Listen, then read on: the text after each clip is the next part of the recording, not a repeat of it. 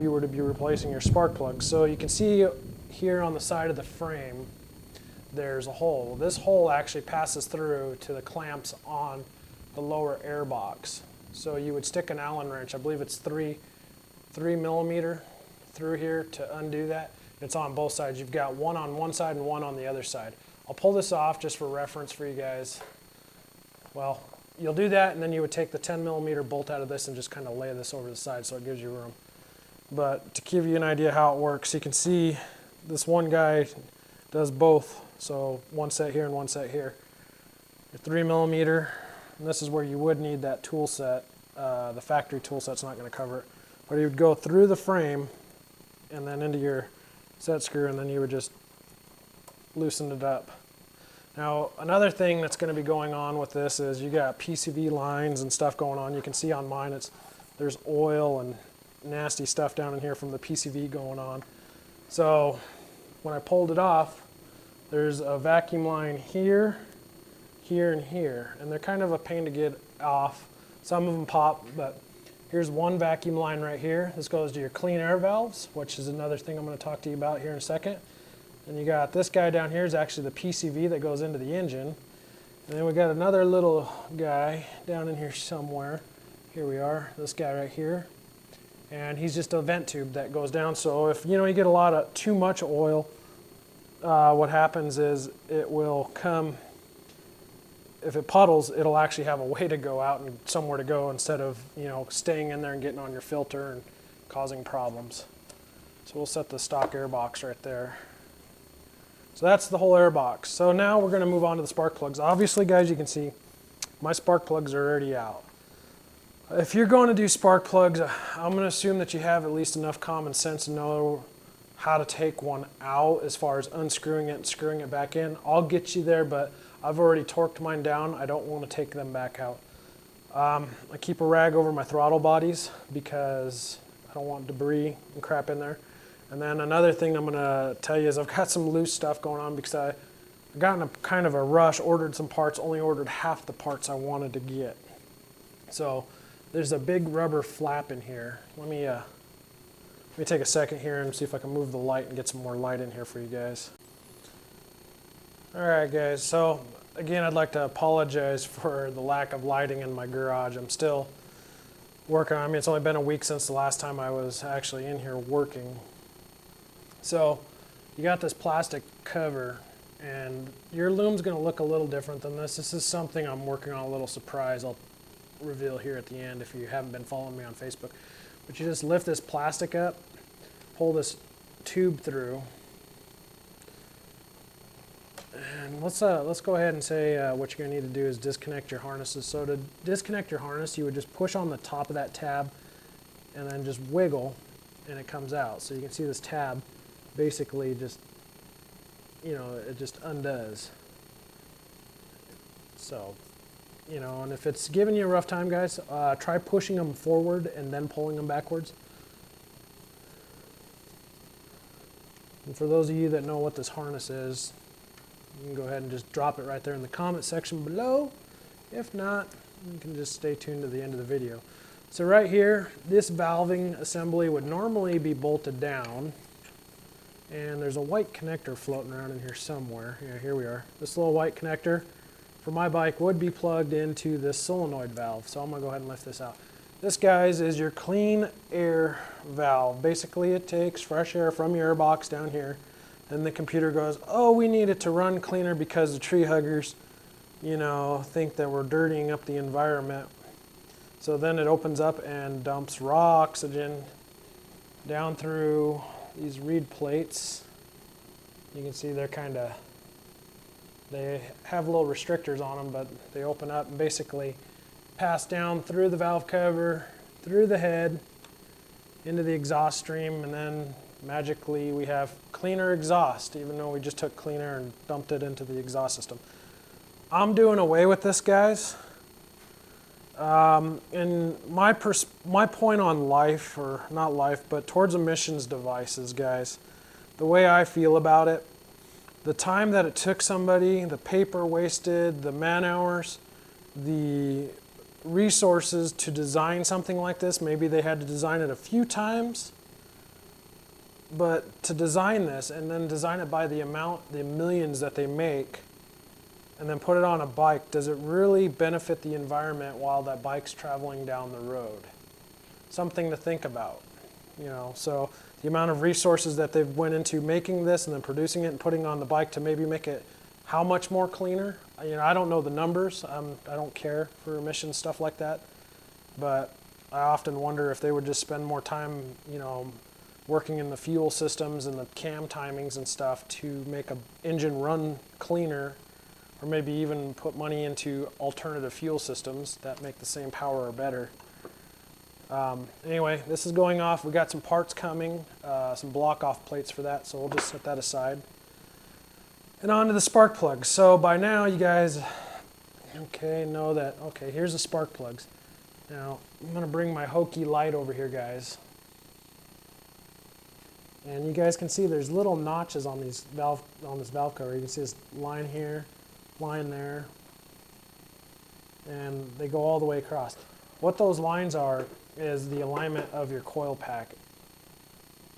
That coil pack, it's not going to affect how it operates, but when the cover's down and the harness is all laid out, is how it's going to work. There's no screws that hold them down, they're just pressed in.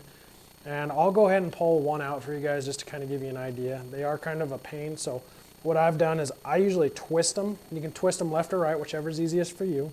And while you're twisting them, just kind of twist it and pull up at the same time. Once you pull it up, that is your coil stick, and you can see the ribs on there. Leave that joke there for you guys. And it's just a 2-wire, plugs in, sits down on top of your spark plug, and down in the hole is your spark plug, guys. Stick your spark plug socket down in there, 5/8 I believe. Let me double check that. I'm pretty sure it's 5/8, the same size as like I've been using for a million years. 5/8 spark plug. I use a 5/8 wobbly and I believe that's a 6-inch extension and a 3/8. Give you guys an idea, this comes down the tube onto that. Righty-tighty, lefty-loosey. Obviously you're going to break it loose, pull it out. You might want to stick a magnet in there. What I ended up doing, because I didn't have a magnet, is I took the coil pack and just kind of stuck it back down in the hole just on top of the plug, and then it just kind of grabs the plug because it's already loose, and then just pulled the coil pack back out, and voila, I had my spark plug. So once you got that done, go ahead and put your new spark plug in. Before you put your new spark plug in, some people will say, well, they're already grabbed from the factory. Well, yeah, but what stops that parts person, or coming from wherever the heck these things come from, Japan according to the box, but this thing just, well, they're not going to just throw it in the trash because they dropped it, guys. They're going to put it in the box, and you're going to be that lucky person that buys it. When it falls, it's going to take the tip and smash it in. So I always recommend gapping or checking the gap on your spark plugs. So any spark plug gapper will do. This is Mac Tools one. You can buy the cheap one over at AutoZone. The stock gap for this bike is 30 thousandths. These are the old plugs. So as a plug wears, that gap's usually going to open up a little bit, and that's what's going to change how your bike runs. This plug, and this is number 1, is 35 thousandths. And they're probably all going to be really close. I haven't checked them. This is the first time I went around. This one's 36 thousandths. Now, let's check the next one. This one's 35. And that one's 35. So they're all pretty much the same, except for number 2's at 36 thousandths. The stock one, I'll go ahead and throw it up there on the screen for you guys. 30 thousandths is the gap for this plug. And then the torque spec on it is 13 Newton meters. 13 Newton meters, and I don't know what that is in inch pounds, but I'll go ahead and toss that up there too. I don't have it right off the top of my head because it's already done. And you can look at the condition of the plugs. They looked pretty good, guys, for 9,000. They are supposed to be replaced for this bike at 7,500 miles, so I'm a little over. What ends up happening is, like I said, the gap will start wearing, but also the electrode, instead of being nice and square, it actually starts getting round. So, it's a performance machine. Yeah, it's a 600 or 636 or whatever you want to say. It's but this is what the engineers designed into it, so let's just keep with those maintenance specs. So there's 4 new spark plugs. I think I paid $3-4 a piece. Not bad. So I'm going to label on mine and just kind of keep them off to the side because there's some other goodies going. So after you get your spark plug all torqued down, 13 Newton meters, to click wrench, you're going to line your coil pack up with the little mark on the valve cover. And to get it on there, it is kind of a pain. So what I do is you just push down on it, and you hear it popping like that. But you push it down until it looks like it's almost fully seated. So once it's fully seated, pretty much done. Lay your rubber mat back down, and then plug your coil pack in. Just like that. Easy peasy. So from there, you would just reverse the procedure, put it all back together, and you'd be done. So some of you that have stuck along with me through this entire video, I'm sorry if I bored you to death, are wondering why is my loom look a little different. So normally, my factory loom is right here. So it would just be this one wire to that coil, that wire to that coil. So you can see this loom has got something a little extra going on, and it goes down along here. You can see I zip tied it. Runs across here, and there's another one, and it comes back up. This big wad of wire you guys won't have unless you got what I have, but you can see there's something here that gets powered up. That's right, guys. If you follow me on Instagram or Facebook, you would know that I've got a quick shifter. And you can see it right here. Here's the strain gauge for it. So when I press on my shifter or pull on it, it's how I want to set it up. You know, it goes either way for this type of shifter. And I will be doing a review about it, and I'm going to be talking about their customer service as well. There's some interesting notes there, but we'll do that on another video. But something to look forward to in some of my videos, guys, is the Anatori quick shifter, I believe is how it's spelled, or how it's said.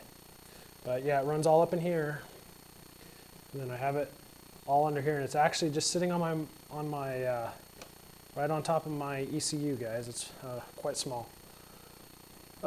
Real quick, if you guys are planning on doing the smog plate or clean air block off, if you do unplug that, it will throw a check engine light or an F1 light or whatever you guys call it. The reason being is that the ECM is looking for 150 ohms of resistance. Some guys will just stick a resistor, and they'll just stick it, you know, one leg in one end of the connector and one leg in there, and apparently that keeps the light out. I'm going to go a different route because I've got some stuff even farther down the road that I want to do to my bike, but I'm going to get a tune for it. And basically what the tune is, I'm not really looking for the performance end of it, guys, but the tune is going to be able to shut that off and shut off some other features on the bike that I don't want. So hopefully that's taken care of anything you guys needed to know on, you know, how to change your spark plugs, how to replace your air filter. If you have any questions, guys, as always, throw them down there in the comment section below. If you're not a subscriber to my channel, I'd appreciate it very much if you hit that subscribe button. It means the world to me. And if you like what I've done today and the content that I've gone over, hit that like button. That lets me know that you guys enjoy or maybe took something away from what I've presented today. So it's all for you guys, though. Hope you guys enjoyed the new camera angle. I'm Piston. Slap, ride safe. I'm out.